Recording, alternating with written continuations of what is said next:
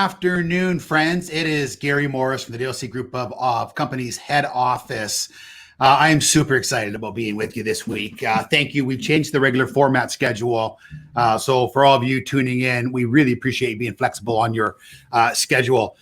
Today is a great honor for me. I'm having a dear friend of mine that we're going to introduce in just a minute here. Join us on today's Level Up call. My guest today is Misty Lown, and Misty Lown is from La Crosse, Wisconsin, a small town of about 55,000 people. Misty is the entrepreneur and founder of Misty's Dance Unlimited and More Than Just Great Dancing. Misty currently operates licensed dance studio affiliated dance programs, and she has a positive impact to more than 120,000 dance students every week around the globe. She's not only in Canada and the US, but Australia, New Zealand, and Aruba, and Dubai, and many other locations. Misty is also a best-selling author, One Small Yes. This is an amazing read, guys. I'm going to send you the links later on. I'm going to give some of these books away towards the end. She is a keynote speaker, a property developer, a coach and mentor.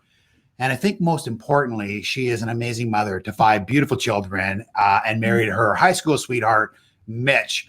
Misty, good afternoon. Thank you for joining us. Thank you for having me. So fun. And hello, everybody in Canada from Wisconsin, which we say is Little Canada, by the way, based on our winters. Yeah, it's incredible. And it's funny because I did a few lead up videos and I was talking about how do you build this global sort of empire from, I mean, you know, La Crosse is a very small, obviously town, but where you started your business, not too far away, how do you pronounce it? Unalaska. Unalaska. And there's like 17 or 18,000 people in that community. Yeah, it's quite small. I mean, which is some humble beginnings here. I'm from very specifically the north side of La Crosse. So for anybody back home who's listening, important to acknowledge where I came from. It's just the working class side of town, and grew up in dance, loved dance, thought I would be a dancer, really just felt what I would call a God nudge in my heart to let the classroom be my stage. And, you know, I think some of what they say, the rest of history is true, but, you know, Gary, lots of small steps in between those early days of being a student and what we're doing now. Yeah, no, it's amazing. I mean, you know, Misty is involved, or I'm involved in Misty's CEO group, and just to watch what Misty has done and her humble beginnings has been a lesson and a gift for all of us. So, Misty, the first question that I'm going to ask you is just, how did you do it? Right? I mean, how did you build this massive business and raise 5 kids from small town USA? Well, that's probably the question I get asked the most, and it's the one that I can't answer. And I'll tell you why. Because people will ask how I did it, and what they're looking for is a magic formula to what I currently live in and what I currently manage and what I currently lead. So, as just a brief in broad brushstrokes, we have a brick and mortar dance school we've run for 23 years with about 900 students. We just built a brand new 21,000 square foot facility. It's beautiful.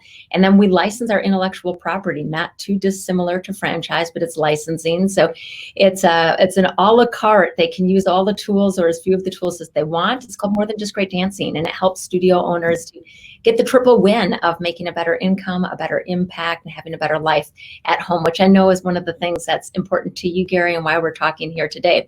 And those affiliated studios, 300 of them now across the globe, are serving over 120,000 kids a week. So Gary, why I say I can't answer that is because people are asking me how I did what they see today, and there really were probably 1 million small yes decisions between those humble beginnings I spoke about, growing up on the north side of La Crosse, thinking I wanted to be a dancer, realizing that the classroom would be my stage, and fast forwarding 23 years and seeing what we're doing now. But I can tell you this, every step was basically a small yes decision to maybe take a risk, maybe try something new, maybe strengthen a relationship or build a skill set or sharpen the saw, or maybe even to fix something. And really, it is the accumulation of all of those small steps, and honestly, a few no's, which we can talk about later, because you can't have yes without some no in there, that led to me to where I'm at today. Yeah, absolutely. Yeah, incredible. And you know what? And you talk about, having to change and always be on high alert and pivot in business. I mean, so your business that you have created up until recently was a business of the students coming into a bricks and mortar. So when we talk about this pandemic and, the destruction that it's done to health and welfare, but also to the economic meltdown, you were in the eye of the storm. Misty, how have you navigated around there? How do you go and all of a sudden overnight have to change your entire model?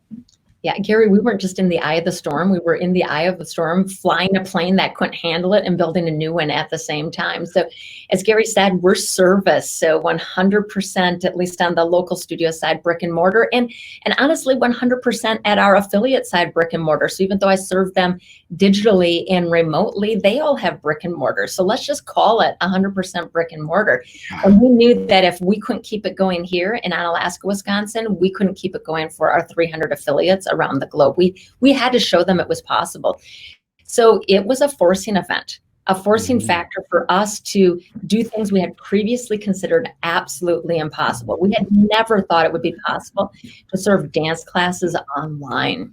We had never thought it'd be possible to do performances for hundreds of kids online, or to do what we did just 2 weeks ago, which was to completely flip our performance model and say, hey, instead of doing one show with hundreds of kids, let's do hundreds of shows for one kid at a time. And now we have hundreds of studios all over that are literally doing things like front porch recitals. They are trucking stages to the yards of kids. They are doing the virtual recitals. We did what was called red carpet, let the kids come one at a time and have their star moment on stage. We just didn't think any of these things were possible. So we're thankful that we were forced to use our creativity in new ways, which will actually put us in a stronger position to serve more people in the years ahead. Yeah, and I mean, it really is a sign of any entrepreneur, right? The ability to pivot, and we often make the best decisions under pressure because we are forced. I mean, we've all done it as entrepreneurs. And Misty, you and I, have talked before, but obviously on this call we have live streaming, and we have registrations, and there's thousands of people that are going to hear us speak, and they all started one day at one place. And you did it and navigated through the difficulty of starting a business and building a business, one step at a time, but you also did it with a very young family. So I want to remind everyone on the call that if you have a question for Misty, please send it in on screen. David will make sure that it gets to me and I ask Misty. But as a busy mom and a thriving entrepreneur, is there any such thing as balance? Is it just many, many years of around the clock sacrifice? I mean, is there a happy medium? It's all of that, and it really depends on the day. I was listening to your interview that you did with Lewis Howes, and something that he said really resonated with me. And he talked about, the hustle of those early years and the be willing to go all in. And, that actually makes me think of the early years of being a parent.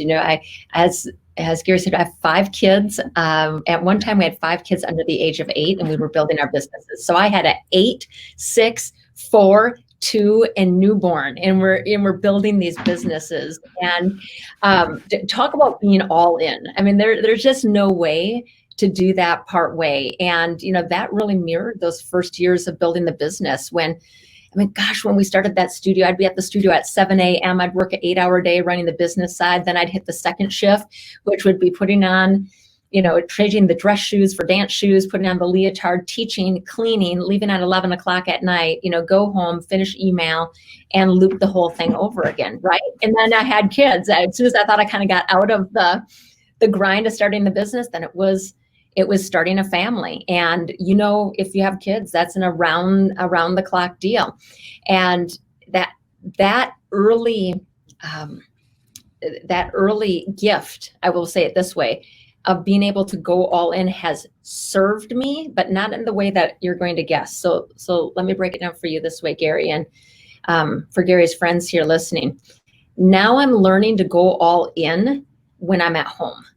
I'm learning to go all in when I'm at the studio. I'm learning to go all in when I'm trying to sit still at church, or I'm going all in when I'm having a conversation with a friend or over coffee. Gary, that's incredibly hard for me, because those early years of going all in on the business, I think made me, I don't know if I want to say favor that, but it's easier for me to go all in on business than it is for me to go all in maybe in some of those other areas. So I'm applying that gift of, we had to go all in on business. And I'm saying, Misty, what does it like to go all in and play Monopoly with your kids? That's hard for me. We play Monopoly. You know how long Monopoly is? Yeah. It's like a lifetime. It's like a 4-hour game. Right. So when you say, is it this or that? I think it's both and. There are some days where I feel like I'm burning around the clock on both. And sometimes and I'm seeking to be present in one place or the other. Some days I'm looking for the balance.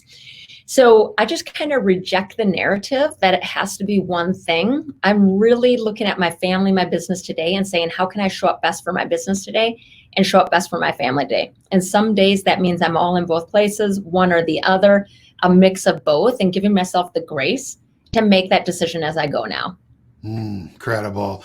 Misty, one of the things that I read that you said in your book, you said just how important discipline is, right? And routine. And you said, my routine doesn't enslave me. It actually saves me.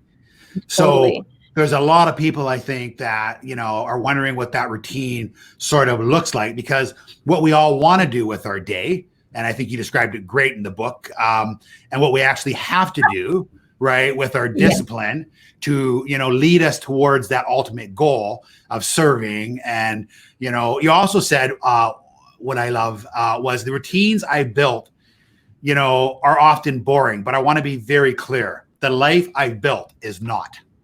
So can you just talk to us about those routines and how they save you? Yeah. Oh, I love that. And you're bringing me back. It's been a couple of years. We wrote the book in 2016. So to hear some of this come back is fun for me to listen to. But what I referenced is, hey, I have this routine that probably looks boring on the outside. And I don't necessarily even like it all of the time, but I like the results that it gives. The routine may be boring, but the life is not. And if I'm really candid, and I would choose just my own way, I wouldn't do that routine at all. I mean, I wouldn't wake up and go for a walk or go for a run. I wouldn't wake up and have quiet time, or I wouldn't wake up and get my thoughts in order for the day. I wouldn't wake up and make breakfast for my kids. On my own, I wouldn't wake up. I'd stay up too late and I'd sleep in and I'd roll over and I'd check social media and I would just kind of see how the world is today. I'd probably worry about things. I'd have food delivered to my house. I wouldn't do the things that actually give me the life that I enjoy today. I'm healthy. I have healthy kids. Some of that, obviously, through our own effort. A lot of it, I think, is also a God gift. Right. But a lot of it is discipline too. We've done the thing we didn't want to do for long enough, where we're getting the result that we want. Some of that's financial. Some of it's relational. Some of it's time. I mean, it's a big deal for me with 5 kids that I don't teach dance anymore. Very little. And that might sound surprising to some of you, because I grew up, I loved it. I wanted to be a dancer, felt like the classroom was my stage. But once we started having 5 kids, dance is retail hours. It's nights and weekends. And I know a lot of the people listening here know what I'm talking about, right? I mean, when does the home get shown? When do you meet to sign those papers? Pre-COVID, that was probably nights and weekends. And hopefully this has a forcing factor on you to look at how you can do things differently, and to say, maybe you can reject some of the narrative that you thought was 100% locked around the life that you chose. Just like I've said, hey, you know what? I don't think I'm just going to buy in lock, stock, and barrel to the idea that I can only be one way or the other, or I can only be at work or at home, or I can either only be 100% present or a 100% not great worker or employer or mother at that time. So I'm hoping, if anything, our conversation today is freeing people to look at things in new ways and to develop disciplines about life now, right? Gary, here's something that I've learned for sure in raising 5 kids. The disciplines I needed when they were babies are not the disciplines I need today. The disciplines that, I needed pre-COVID are not the disciplines that I need today. The disciplines I need in the summer are different from the disciplines I need in the school year. And to be able to say, what do I need to put around me now that will help me to show up as the best version of myself in work and at home. So at the end of the day, I can say more often than not, today was a good day. That's my goal. Yeah. I mean, so powerful. What a great message. David, I see we have a question coming in. Do you want to, Tracy Volko, hi, Gary. What were the main staple steps Misty took to build her business that would apply to any business owner out there? The main staple steps. Yeah. So what I love about entrepreneurship is so much of it is universal, right? So I'm in dance, but you don't have to have any dance moves or dance steps to understand the steps that I'm going to share with you. And really, for me, it was getting clear about what value I bring and who is the right recipient of that value. And by right, I mean, who's looking for what it is that we offer. And straight out of the gate, we decided that we wanted to do a great job at dance, and later we expanded that definition to be more than just great dancing. And here's what that meant to us. I'll tell you a story I so clearly remember. I'd been in business for a couple of years. We were really trying hard to produce great dancers, and I get hired to be the MC at a local dance competition. And I'm here watching these moms dragging these kids. It's like at the crack of clock in the morning. They come in, they've got their hairs in rollers and the giant bags and all this effort, right? For 2 minutes on the floor. 2 minutes and it's over. And I go rogue on the mic, Gary. I say, live audience, 1,000 people in the audience, kids packed everywhere. I said, if you came for your 2 minutes on the floor today, you completely wasted your time. You could have felt the air suck out of that room. And I said, hang with me. Hey, I am imagining the organizers were like, kill the mic, pull her off with the old vaudeville shepherd's crook, get her off the stage. I said, hang on, stay with me.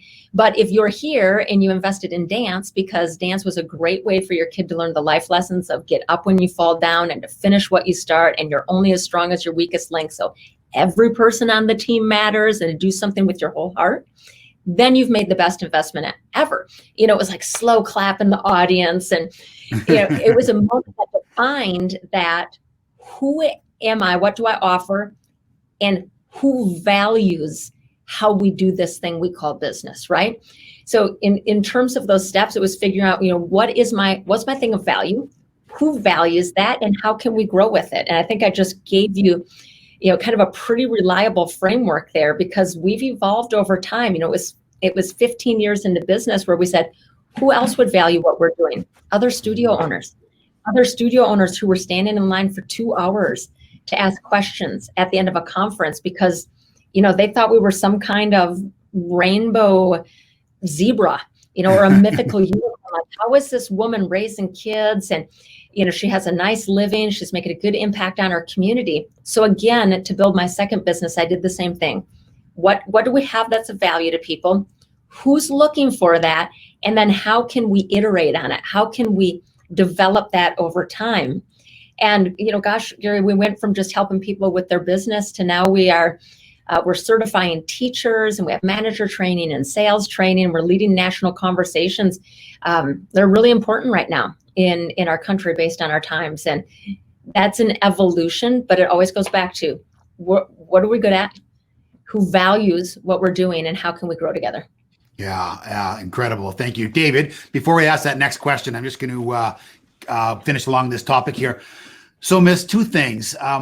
We're talking offline. You talked about, the need for scrappiness and the need for scrappiness as a female, as a mom, especially, is much longer. It never goes away, right? Like for men, we have such an easier job. Oh my goodness. Like, just, if I haven't said this, and I've said it many times, Miss, but this is for you, how appreciative we are. I mean, behind every good man, there's a good woman. Behind every good family, there's a good mother. But you talk about your job never ends. So it is way harder than ours. So can you talk to me about that ongoing scrappiness and the Misty Minute? You once said to me last year or the year before, Gary, like, we have to, as women, because we're busy with our children, we have to get experts at increment time management, 30 seconds, a minute, 5 minutes. Can you just narrow down on that for us? Because I thought that was very powerful.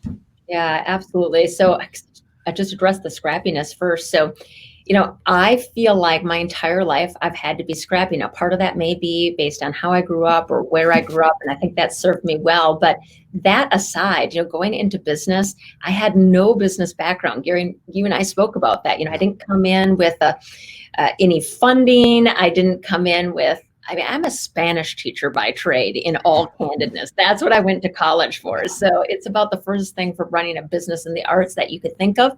So I had to, they talk about building the plane while we were flying it. I wasn't just building the plane. I was trying to figure out what parts go in a plane. Like I wasn't like I had the parts there and I just had to like assemble it as I go.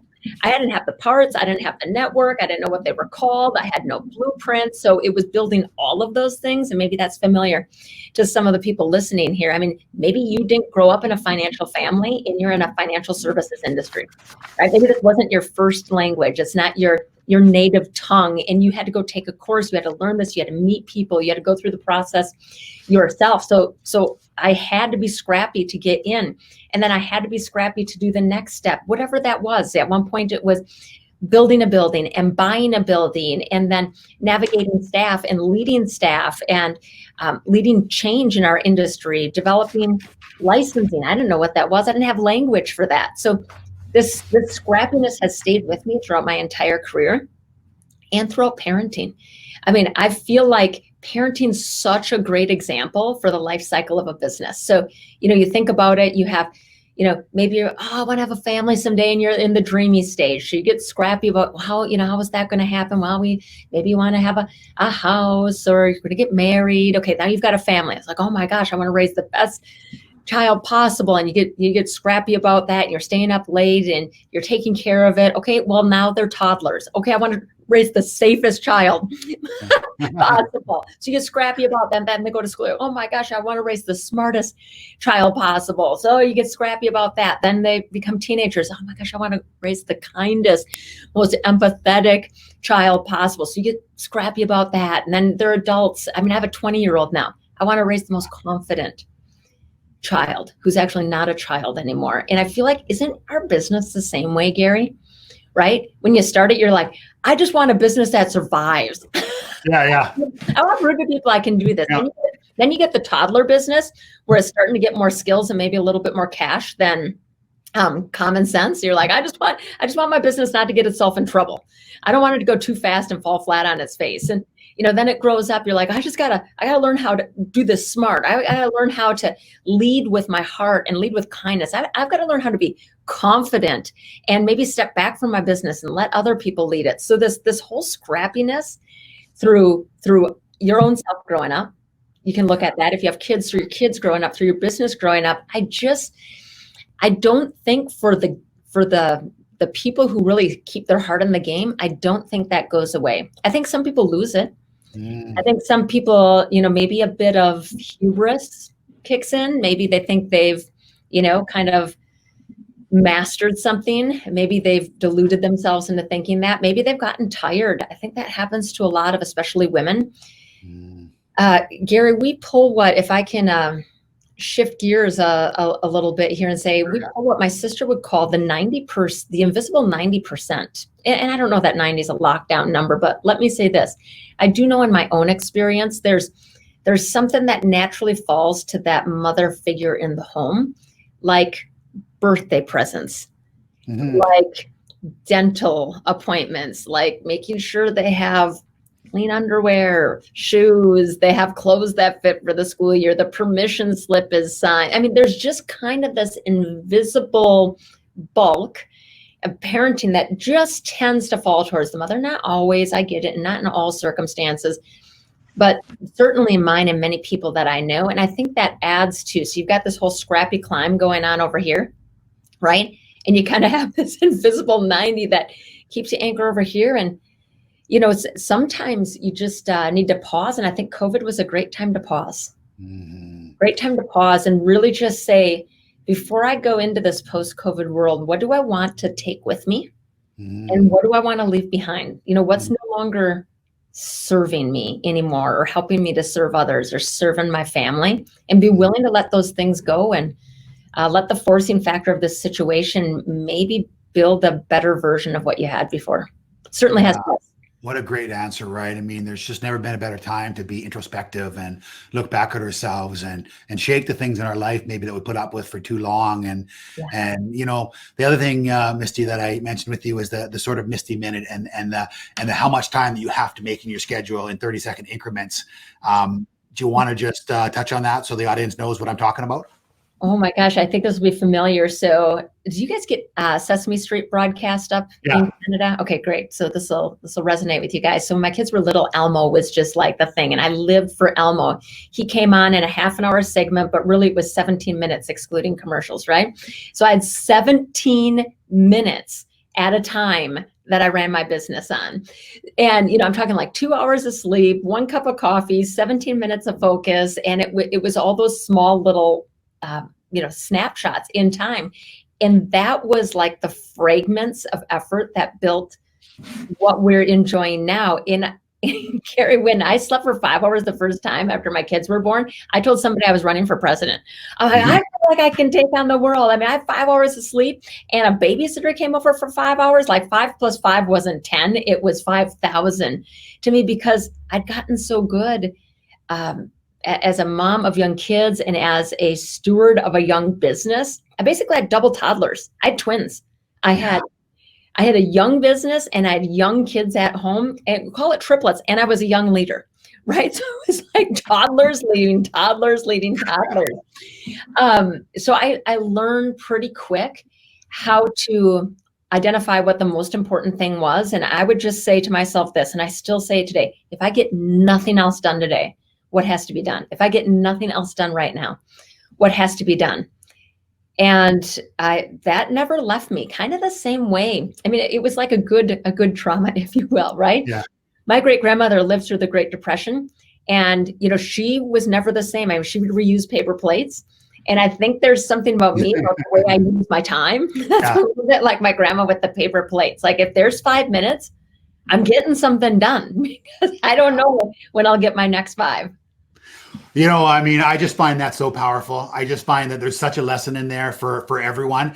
I mean, obviously, females have to do it and they're amazing and they find ways.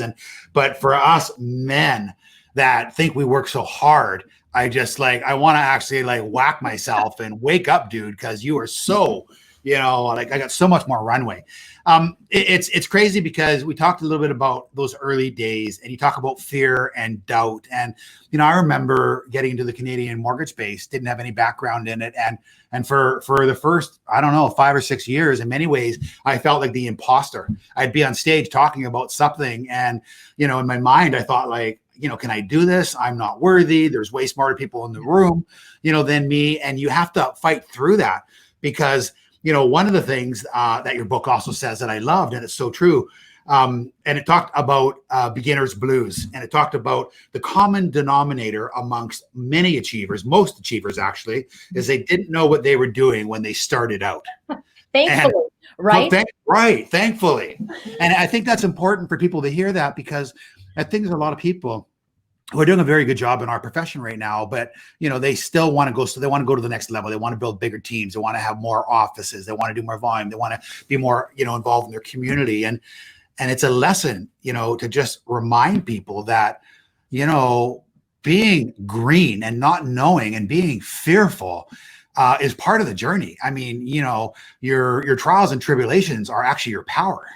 Yeah, 100%. And I would just say, going back to that reference of that, growing up in business, or that life cycle in business. I mean, look at a kid growing up, right? The baby can't sit, then it can't crawl, then it can't walk. Like, it's taking on these milestones one at a time, right? It can't separate from its mom. Oh my gosh, now it can do kindergarten, right? And now it can ride a bike, and now the child has friends, and I mean, just all of that. But it's a never-ending new thing to learn and a new fear to get over. And I think there's so many parallels to that as we grow our businesses, right? I mean, we really do start out kind of naked and afraid in business. I mean, I know very, very few people who came out and they were just like, 100% resourced, 100% confident, 100% staffed up, 100% equipped.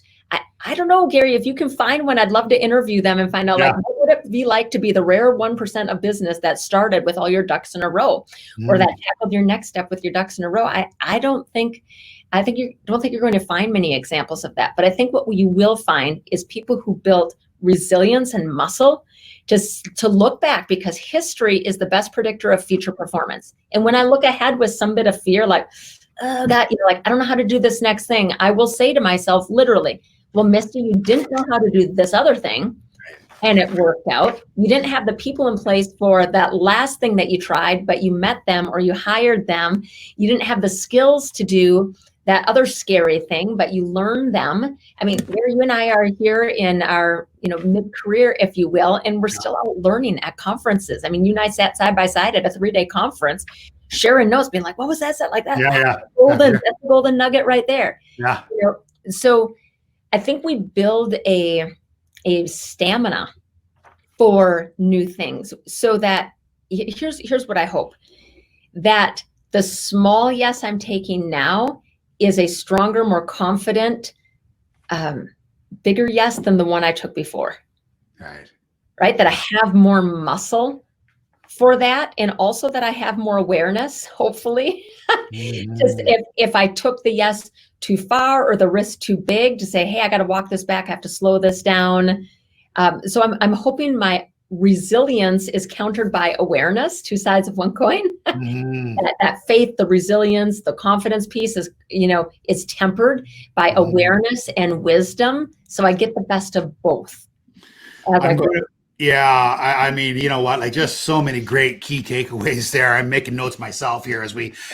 So, Mist, I want to go to one question here that's coming in quickly, and then when we come back from that question, I want to talk about personal development, because that's how you and I met, and the lifelong pursuit of getting better and working on yourself, and we're going to talk about sort of what that means to you, what you do, because I really want people to know that. It isn't a one and done. We don't go to one course or read one book. I mean, it is a lifelong pursuit. It never ends. So let's go to the question first. David, do you want to fire that up? My 16-year-old daughter has danced for years. She loves it with all of her heart. I have told her to find the money in dance so that she can make it a career, so she can dance for life. What advice would you have for my daughter? Oh, Rich, I love that. And hello to your daughter. I'd love to know if you mind adding in what her name is and where she's dancing. It's so fun for me to see how large and yet small the dance community is. So here's what I would say, because I have a daughter who's 19, going on 20, and she's dancing semi-pro right now, recovering from an ACL injury at the moment. And we're really using this time to expand her skill set beyond dance, because I really feel like, just like so many of you have had to, you're probably realizing this and feeling this, is you need more than one tool in your tool bag. You can't just be a mortgage broker. You have to be a mortgage broker who's also awesome at social media and networking and leading people and probably accounting and budgeting and whatever else is in your world, right? Those are some of the things in my world. And honestly, for the dancers, your advice is sound, Rich, as a dad, to figure out how you can make money and let that support the dance, so the dance can stay in the joy zone and it doesn't have to become like the work, the thing that you have to do, the next gig that you have to take because you have to pay the rent. Develop a broader skill set, because dancers are now, for all intents and purposes, entrepreneurs. Right? They have to know how to present themselves, to market themselves, to read contracts, to manage their money, to network, and to have other skills, to have credentials. Like, I own a company called Youth Protection Advocates in Dance. Get certified. You have great certifications in Canada as well. Get ACRO certified. You can do that up in Canada. Get ADAPT certified. Get RID certified. So I think it is just like for dance, just like for your mortgage brokers, you need more skills than whatever it is that you hang your shingle on. We're past a single skill set economy. That's gone. So that makes so much sense. So it's funny. Somebody asked me this morning, they're a residential broker and they wanted to become a commercial broker, and it's very hard to get into. And I said, well, in order to be more, you have to become more. And I said, so rather than sitting at home tonight watching television for an hour or two, you should be online and investigating and talking to people and personal development. And you have to put hundreds and hundreds and hundreds of hours in. And then very quickly you realize, well, I'm not a neophyte anymore. And I actually know a lot by osmosis. It's that one small step, that one yes that you speak about. So, Misty, you and I originally met, through personal development. Everyone knows here, we've had Darren on the call before. He's a dear friend of yours, a dear friend of mine. But it's funny because, entrepreneurs all have realized very early on that it never ends. Like I mean, I study business for a hobby. I study business, podcasts, business wars, and I know you do as well. And so maybe share. By the way, can make it really exhausting for the other people in our life. I've tried to explain this, and maybe you can, I don't know how on StreamYard you would wave your hand around or throw a thumb up in the chat box if this resonates with you. But have you ever heard from somebody in your life, like, you work too much? I'm like, oh, you don't understand. Actually, like, work is my work and work is my hobby. So like, I love to build businesses, but I love to read about building businesses, and I love dance, and I love to learn about dance. So, back when I had only the studio, if I wasn't teaching dance, I was looking at dance or I was dancing. So there was like, it was really hard for the people around me not to understand that that was actually whole living to me. That wasn't overload. That was what fed me. That's what kept me in the game. And now I've transferred that to business. I'd love to learn about leadership and management and ethics and organizational change and marketing. And I mean, whatever it is that is the thing I'm wanting to sharpen my saw at. And it makes it a little hard for the people around me to say, can't you just turn it off? And I said, but I'm just actually being the fullest expression of me right now. Like, what you're doing, Gary, is not like a 2 coffee version of Misty. This is me. It makes me smile to talk about this. It makes me smile to think that somebody might be listening who's trying to figure out how to grow a family, grow a business, grow their skill set. And they want to talk to somebody who's figuring it out too, and who's maybe, paved a bit of the path to show some of that's possible, or at least one way of many that it could be possible. I mean, I can see by all the thumbs and the comments and the messages that I'm getting, my phone's vibrating like crazy, just how many, points that you're resonating with. When it comes to, people, we talked about it earlier a little bit, fear and doubt. You said something in your book that resonated with me, and it said the emotion of fear and doubt have a place in your one small yes journey because they are regulators and they make us think twice before we do something. Yeah. The key, though, is to keep fear and doubt in their proper place, only as caution lights, not as red lights that will keep us from moving forward towards our calling. Yeah. So how do you know when one is a full stop red light and one is a caution light, or do you know? I think it goes back to what we were just talking about, as your muscles for confidence and resilience grow on one side of that coin, if you will, on the other side, you also have to grow your awareness and understanding of wisdom and caution and, what happened before, what can I learn from others? So you want both of those growing at the same time, that discernment and that confidence. And for me, it almost always starts with just a check in my spirit, like just I'm about to say something, I'm about to sign something, I'm about to look into something, and there's just like a check in my spirit. And usually I feel like if I feel that pause, I need to pause. And I've really learned the value of pausing over the last, I would say, few years. And I used to feel like if I would pause on something, it would be interpreted or misinterpreted as lack of confidence. Maybe I wasn't sure. Maybe I didn't have, everything laid out. Maybe I didn't do my homework about something. But I'm really learning the value of the pause is maybe to seek greater information, to double check the numbers, to ask for me. I'm, who are the people I trust in my inner circle that I can bump this decision up against and get feedback. So for me, that check in my heart that causes me to pause, I'm leaning into the pause now, not so that I can slow down, but actually so that I can go faster, because I don't want to have to figure as many things out on the fly as I used to. I think that's one of the benefits of growing up, right? So going back to that kind of life cycle thing that we talked about, Gary, like think back to when you were a teen or a young adult and you got your first apartment.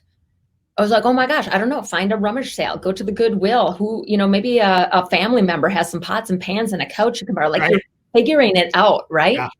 Yeah. At my age now, if I want something new, I want to be able to enjoy the benefit of going to the store. Like I want to have grown up in that. Does that make sense? I don't want to have to I should have the skill to not have to scrap around that piece of it. Doesn't mean I'm not scrappy, but I'm scrappy about a different thing. I'm scrappy about getting a better price on that house and getting a better price for maybe the brand new furniture and getting a better price for the mover in the decorator. I've like grown up in it.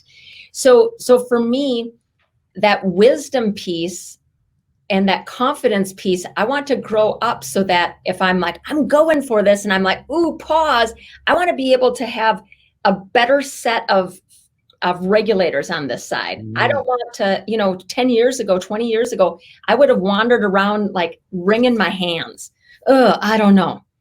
I don't know if I can, I'm in fear. I don't know. And now I'm like, okay, let me just check. Let me check all the numbers. Let me check my team. Let me check the market. Let me check this. The pause is so that I check, I make sure it's all engines go, and then we go.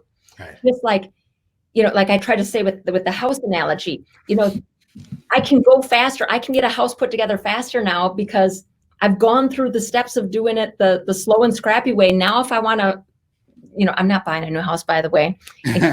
Wondering if I'm in the market. I'm not, but it's just an easy thing I think you might understand. Like I can go on that now because I've done it slow enough times where I can go on that. And if you slow down enough times, it will be not so that you slow down, but so you can go fast because you've listened to that regulator. It's so different. I mean, I'm staring at a busy street right now, Gary. People slow down at the intersection. Yeah. Not because they're afraid of hitting a good speed on the other side, but because they want to be able to. They want to survive the intersection. Yeah. Yeah. Well, you know what? I tell you, I mean, this is one of your many callings, but you sure are good. You're incredibly articulate, Mist. I mean, you make it so easy to understand and take away real bite-sized. I mean, I've had to explain to my kids so many times, okay, so it's really important to put your clothes in the laundry. The laundry is like a basketball hoop. Actually, the laundry is like a goalpost. The laundry is like the bullseye. Yeah, like, true. Literally explain it many times. So true. So Miss, today, and it's getting much better, and we're seeing a lot of movement right now. We're seeing, things like, Black Lives Matter, and we're seeing, to your point, this time more than ever before, people are reassessing, and we're learning, we're taking these destructive issues that are happening in the world today, and we're all taking that pause now. More than we ever have, and we're becoming better, and the lights are finally going on. And that's the same thing with the female movement and the inequalities for so many years, and the differences in pay and recognition and advancement. And it's a challenge in our business still, and we see it. What do you think still today are the greatest challenges for female entrepreneurs? What are they facing still that we have to get better at? Oh, gosh, I so appreciate that you're even willing to ask this question and give me an opportunity to share from my experience. So I will say that this is my personal experience. I don't know if it speaks for everybody, but I'd be happy to see if it does, if you guys would, throw a thumb up or let us know that this resonates with you. But for me, here's one thing that constantly comes up that reminds me that I'm not viewed as an equal in the marketplace. And that is how people will make questions about the amount of time that I work or about my travel schedule. So, I have friends who travel for work. I have friends who are entrepreneurs, and I just have never been in a social setting or a school setting, church setting where somebody would say to them, wow, are you concerned about how your work schedule is affecting your kids? Hey, you're traveling a lot. Are the kids okay? Is the marriage okay? And that's just it's an easy example, but it's one that I've heard so many times over the years where I've just noticed, why isn't John being asked about whether or not his schedule or his travel or his work has made some sort of, detrimental impact on his family. Another one that I can think of right away, it's actually very specific to my industry, and perhaps it's maybe there's a parallel to yours, but the field level of dance is primarily female led. By field level, I mean the local dance studio. The bulk of the industry is built on the local dance studio, and the bulk of that market is led by women. But when you look upstream to the businesses that serve the dance studios, the B2B market, and the suppliers and the conventions and curriculums, competitions, costumes, classwear, all of that, right? You go upstream, it's primarily male led.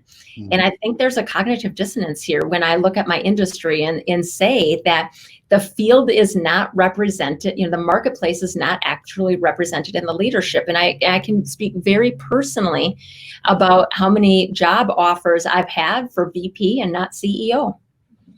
And when I know that I've got the experience, I know that I have the voice, to your point, I know that I can articulate the current state of the industry, and I know I have the vision to create a path forward.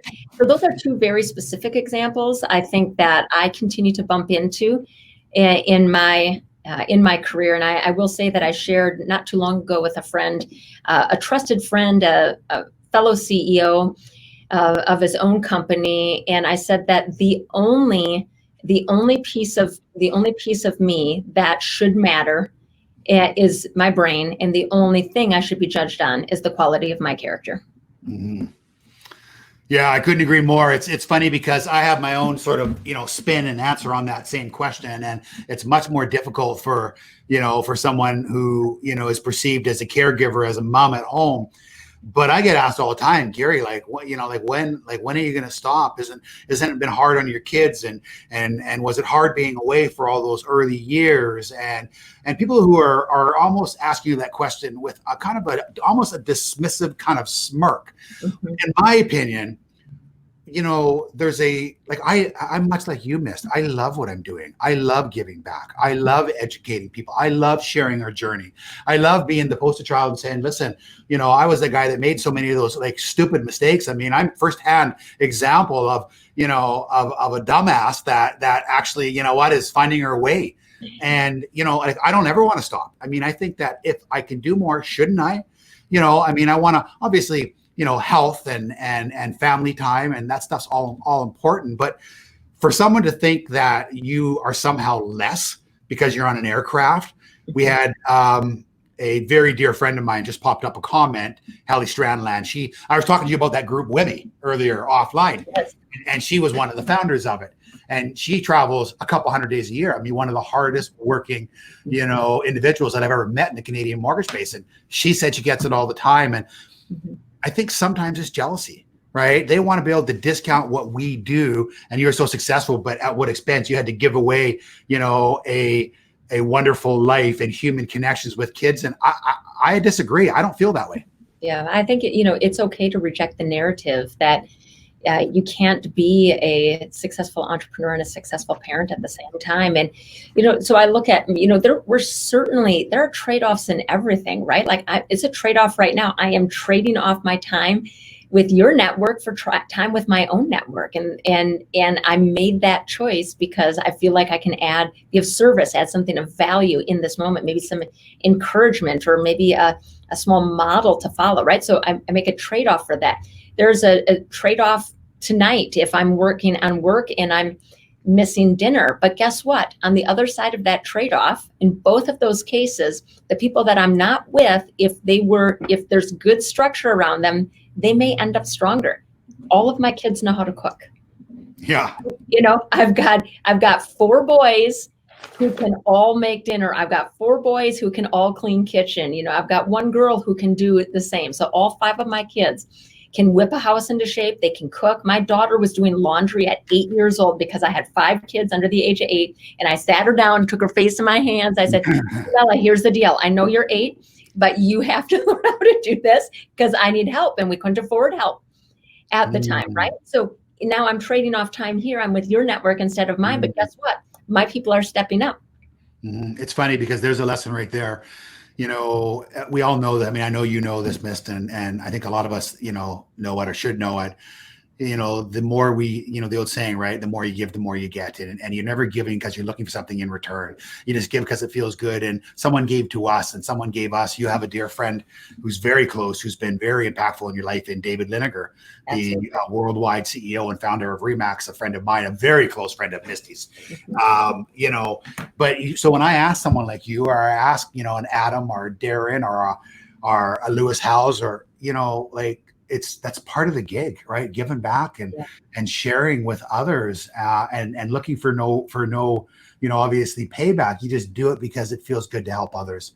Well, and I think too, Gary, something I could add to that, and perhaps a piece of this will land well with the people that are listening here today. At this point in my career, if we grow, it doesn't change my life. Mhm. It just my daily practical life, right? So I'm not going to drive a different car. I've never been particularly interested in fancy clothes. I don't belong to the country club. We have a nice house. Our kids can go to college if they want to. I can buy organic food at the grocery store if I want. Like all of my needs, and kind of this simple set of things that growing up as a scrappy Northsider, I felt like winning looked like. Like we've got those things. So right now, my driving force is a couple of things. My driving force is jobs. I want to create jobs for other women so they can have flexible employment, so they don't have to choose between being a parent and being a professional. I have a driving desire to create more job opportunities. And here's my theory. If you need 10 40-hour-a-week workers to do a job, you need 12 and a half flexible employees to do it 30 hours a week around their kids' schedule. You don't have to be an economist to figure that out. It's just easy math, right? So I'm very zealous for jobs. I'm very zealous for our community health here. We've been sponsoring. We just did 4,600 meals for the Boys and Girls Club. We donated. We raised money for that. I want to see my community healthy. The best way I can do that is to leverage my success, my privilege, my resources, my network to ease the road for somebody else. To get one parent home after school, I think is really important. I think that's a huge stabilizing factor, getting a parent home after school, getting some flexibility for that. And then I want to change the industry, and I can't do that without resources. We are a 100% unregulated, largely unorganized industry in the U.S. There's pockets of organization, but there's kind of no central voice of leadership in our industry, and I want to leave that better than I found it. It's been my heart, my passion. So that's my drive for growth right now. It's because I understand that without money, there's no mission. And that's my current mission, is to provide that better path for that mom who wants to work and contribute in that way, and to leave my industry better. And to do that, we need resources. So it's not, drive to grow to double to the company or 3x the company for Misty. Like, I think we could do that, and I don't think you'd really see a change. I don't know. I mean, maybe we'd go on one more trip a year. Maybe I'd get an apartment where one of my kids ends up pursuing their career. That's just not in my DNA. Stuff is not really in my DNA. I don't know if it's how I grew up, and I'm not to say not to enjoy it. I enjoy my stuff. I have a beautiful home, and I drive a nice car, and we take a nice trip with the kids, but that's not my driver. That's not my driver anymore. I mean, there again, I keep saying powerful, but so right. I say to people all the time, like, once you finally, get to a point where, life is going good and your family is healthy and you're happy and you have the things that you need. It isn't about making more money for more stuff. It's, maybe I can help my ailing parents that maybe struggled for most of their life, or maybe I can, help somebody else whose, kids need, something at the dentist that they couldn't afford to do, or a better school or an education, or maybe I can give back more to the local, service. I always say to people, it's not about, anyone who says it's not about the money is unfortunately someone who hasn't had the good fortune to give enough of it away. Right. And because once they do, we understand, and sometimes there's this, idea that making money, especially with younger people, is bad. They've been raised in a house. Oh, he must be, he's made a lot of money, and they look at you with almost a negative connotation. And, I think on the other way, if you can be more, then I think there's a responsibility to become more. If you can help more, I think there's a responsibility to do that. And, I think that's a really good message, Miss.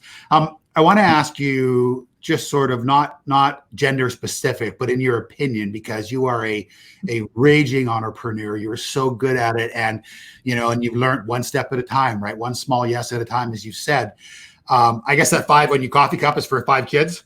No, actually, this is in my office. We have 12 in our office. So if you want a cup of coffee, you drink out of your numbered cup and then you watch it. So I should have this at home, like just plates with number 1, 2, 3, 4, 5, and then maybe we'd have no more fights at dinner time over who's to load the dishwasher. You're no kidding, eh? So the question was, in your opinion, what are the 3 attributes that every successful entrepreneur must have to become successful? You've touched on them, a few minutes ago on some other things, but is there 3 that you want to sort of like tie in a bow for us?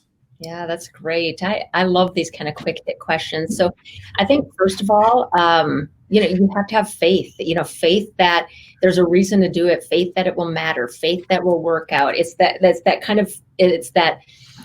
inner sense that can look over the hedge or look over the horizon and say, like, I have faith that this is of such value that will get over there. For me, I have a strong personal faith. So I think that's a super key piece. I think you have to have friends. Like, you have to enjoy the people that you work with. You have to, gosh, life is too hard already to show up and not have good friends to do life with, friends in your family. My best friend is my husband. He's the one I can talk to about anything. I have great friends in the office. I work with my sister, who's the best friend to me. Like, I want to have that faith that we're going somewhere good, and I want to go somewhere good with good people. Mm-hmm. And, I want to be able to pay it forward. For me, my greatest motivator is lightening the load for somebody behind me, whether it's a little kid who, and we didn't touch on this, but it's weird that I can dance at all. I was born with a club foot and had it corrected at a young age. And there's many, many reasons why I shouldn't be any kind of a success in dance. But for whatever somebody might view as a limitation they might have, maybe it's in dance, they look to me and say, hey, if she could do it, I could do it. Or maybe it's that young mom who is, raising that first child, or a pile of kids at home saying, oh my gosh, if she could do it, then maybe I could learn something and do that. Or maybe it's somebody who wants to make a difference in their industry, or to light a movement like we've done with our youth protection advocates in dance, and bring standards or create professional opportunities for moms. You're on a mission, it's the forward piece. I want to pay it forward. So I want to have faith that what we do matters. I want to have that personal faith. I want to do it with people that I'm friends with. And I want to know that we are paying it forward. And for me, when I hit those 3, it's a really good day. Miss, do you have time for an extra 10 minutes? I just got a couple of questions here. I have time for whatever you want. I cleared my afternoon for you. You're incredible. David, do you want to pop up maybe a next question for us? What advice do you have for those like me that are starting out during this pandemic? Hey, you know what? I think you are actually given a gift here, right? Because this is a time where everybody is basically rewriting the rules of everything. So for me, as a current business owner, I'm being very careful not to bring forward unconscious unhappiness from my previous business life. We all have it. There's all something that you had just kind of accepted in your previous life. Don't drag that forward with you. You probably weren't happy with it. Maybe it was your schedule. Maybe it was your relationship, somebody you work with or you work for, or who works for you, or your pay, or something was probably you were unconsciously happy about, and you don't need to bring that forward with. So just know, if you're starting right now, everybody's restarting right now. So I think 6 months ago, I would have said, like, oh gosh, you better like really steel yourself up for the fight. You might really need to, gird yourself for the battle. Know that so many people are ahead of you. And all of a sudden we had this Kairos moment, so we had like Chronos time going like this, and then boom, this Kairos moment just dumped onto it, which means like a moment in time, not calendar time, right? And basically blew everything up, and everybody's rebuilding. Everybody's considering how they want to live. So like, for the first time, I think that I can remember in entrepreneurial history that I've lived, at least, like, we all, to a certain degree, we just came down on the same field. We're all rebuilding. So I think it's a great time in that regard. Now, there's some uncertainty going forward for sure, and that's where you have to balance that confidence with prudence and with wisdom. And maybe you want to pick a more recession-proof business than maybe when you had considered before.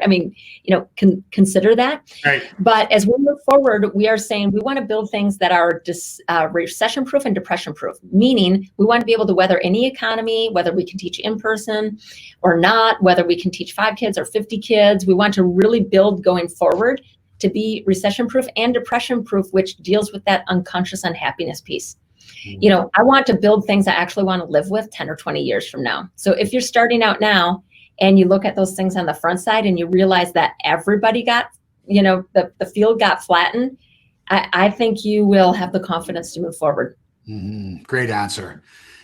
Before we go to the next question, I want to just, for those that do have to sign off right at 2:00, Listen, we're going to give away 50 copies of Misty's you. book. So we're going to pick 50 sort of random posts on social media. So Nice. LinkedIn, Instagram, Facebook.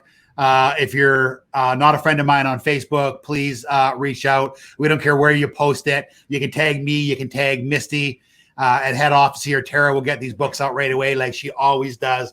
But her book is incredible. And it's just all of these little life lessons and these thought processes and overcoming doubt and, the afflictions of the fearful and the afflictions of the hopeful and, all the things that one small yes will help you correct are very powerful. So please make a comment online, guys. Tag us. Let us know what you think. It's nice to be able to share such a dynamic, down-to-earth, authentic perspective, Mist. Oh, thank you so much. And thank you for sharing. I would love that. And if you don't mind tagging me, I love to see the feedback. I mean, really, that's what Gary and I do stuff like this for, is just to know that, maybe something that was said or shared, or even sometimes, guys, it's conversation between what's happening in the chat. It has nothing to do with what Gary or I are saying, but you find someone in the chat who's your bookend, and you're like, oh my gosh, there's somebody like me, and a conversation keeps going online. That's what we live for. That's what we do this for. Mm-hmm. I want to just go to one more here right now, and you and I touched on it earlier, but where do you feed yourself? Where does your personal development? So I know you're part of, obviously, Darren Daly, of course, and Darren Hardy, and you and I met at one of the high performance forums initially. At what age did you start being a voracious lifelong learner? And where do you look now to, get top quality sounding boards and advice? So I'm actually going to back it up just a tiny bit. I don't know if this is what you're asking for, but I think it's important to note. So when I was in high school, I wasn't a super great student. It's a conversation for another day, but I was pretty tuned out and not making great choices. And the librarian came up to me and said, hey, we've got a program for smart kids who don't get good grades. And I was like, I don't know if that's a compliment or not, but I'm going to check it out. I'll take it. Really, I think that's where that love of learning came in, because it wasn't something I was doing to check a box. It was something that I was doing because somebody told me there was something inside of me that was worth it. And that was a big game changer for me. And then, I went to college and went from, just scrapping the most mediocre of high school academic life to graduating with a 4.0. And something was lit inside of me where I thought, learning is not only essential, it's fun. This learning gives me energy. Even learning from, we had a call before this, which probably most people wouldn't know, but I'm asking you about your industry. Mm-hmm. How to learn how you do that. That gives me joy. That gives me gas for my tank, if you will. So, in my early years, learning was fairly functional. I had to learn because I didn't know anything. I was the Spanish major who became a dance studio owner. So I had to learn how to do accounting. Right. I had to learn how to do marketing and budgets and curriculum development. So it was very functional. And now I learned to basically build the future, or to build a better life around me. We know how to do those functions of business now. So now I'm learning for the new things that I want to build, or now I'm learning to have the world that I live in be better. So let me kind of pull those two apart, if you don't mind, Gary.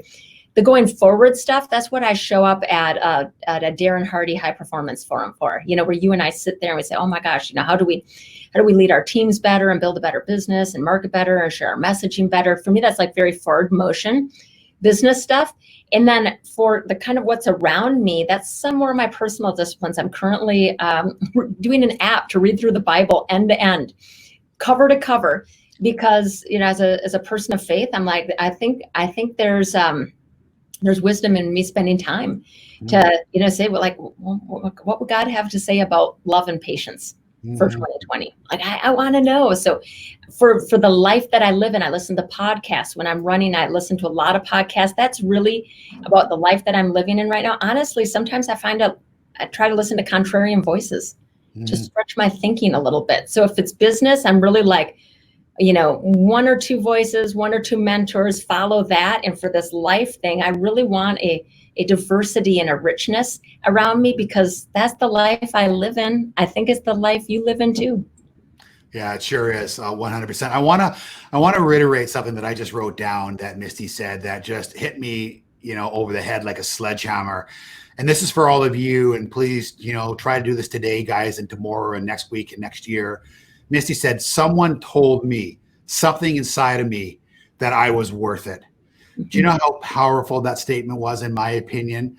There's a lot of us that are young and that are navigating the world and that, are coming from, challenging households. And there's a lot of stuff going on. I mean, I always say, show me a person without a problem and I'll show you a liar. We all have them. But the fact that you can actually be on high alert, have your radar up, right, to help someone recognize that there's something inside of them that's actually worth it, and make sure you tell them and drive that point home. I think that is the greatest takeaway for me and the greatest reminder today. Misty, that's incredible. One last question for you that I want to sort of wrap with. I know you love biographies and I know you're a big reader. If you could pick one or two books, it doesn't have to be a biography, it doesn't have to be even a business book, but just, sort of two of your favorite books. What is Misty reading? Well, like I said, right now I'm plowing through the Bible cover to cover. That's cool. So, that's a biography, if you've ever read one, right? Like the story of people's lives. Gosh, I have, I'll actually just show you here. Can I just show you? This is true from my life. Like this is what my desk looks like. So I am the one who plows through several books at a time. So I've got several books going on right now. I'll just tell you, we've got the Entrepreneur Solution going on right now. We've got The Culture by James Hunter going on, new release. So those aren't necessarily biographies, but I'm constantly learning. It's my go-to. It's what calms me down. And I'm not going to say I don't enjoy a good Netflix series with my family once in a while, but this is like, for me personally, if I just need to pull the center, that's what I go to. Incredible. It's funny that you are much like me. My wife doesn't understand how I can be reading 3 books at once. And just like whatever I feel like as I'm getting into bed, sometimes it's this, sometimes it's that. But right now it's I guess you could call it part biography. I'm reading a book called Black Like Me, in light of everything that's happening with the U.S. It's a book from, I want to say, the early 1960s, and it's about a man who is a writer and a researcher, and he basically he took some pigmentation, chemicals, pharmaceuticals, and he stained himself, and he went into New Orleans and into Mississippi to really feel what it would be and to understand what it would be like to live like that. So a lot of what I read, Gary, is about what's happening either in my life right now that I'm looking for wisdom on, or what is happening in my world that I'm looking for greater understanding about. So that's what is currently on my bedstand. So I'm kind of out of my jumping books right now to do a deep dive into that because it matters. I don't want to show up unaware in my privilege. I want to show up as, not as a Misty self-improvement project, but as a world improvement effort to have better understanding and to see how I can use what I have to actually affect positive change for others who don't.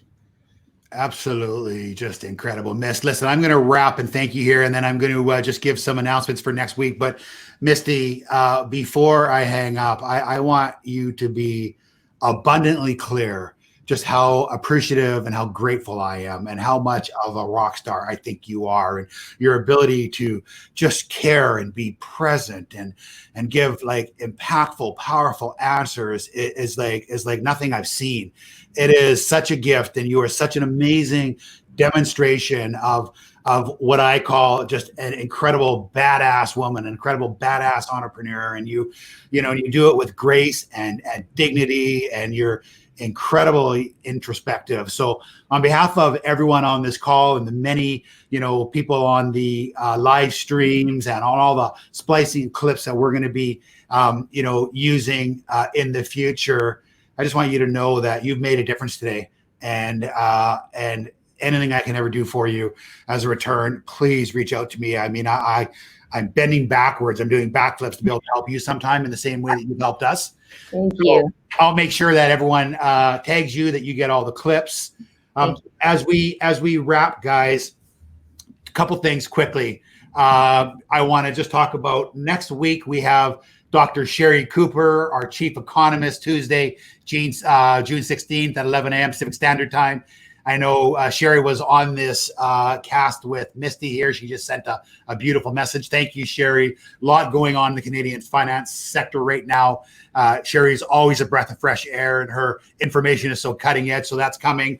Also on Wednesday, June 17th, a lot of you know this is open to the industry. Todd Duncan is doing a half-day session for the entire Canadian industry, mortgage finance, with our brand, with another brand. I don't care who you are. It's an opportunity for us to break off for the summer and to give you guys something back that says, hey, listen, there's some principles that we can put into our business through June and July and August that are not only going to make certain that we have an incredible, July and August, but that we come back in the fall and we've done all the things that we need to make sure that our business is coming out of this COVID-19 period stronger than ever before.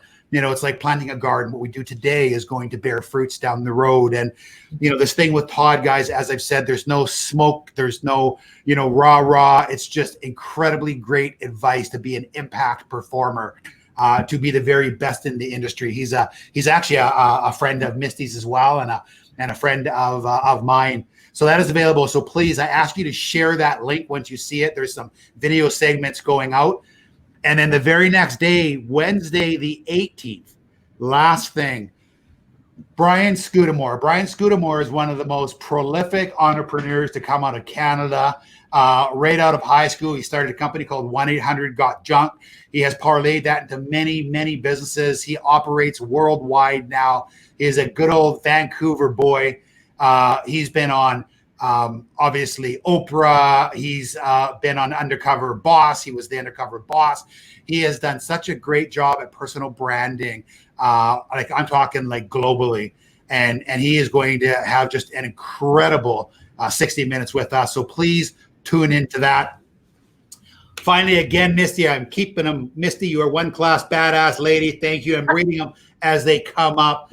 Misty, you and I will stay on. We'll talk briefly afterwards. But again, thank you to all of DLC, MTC, MA, all of our companies, our affiliates, our friends, our invites, brokers from other companies. Thank you for tuning in.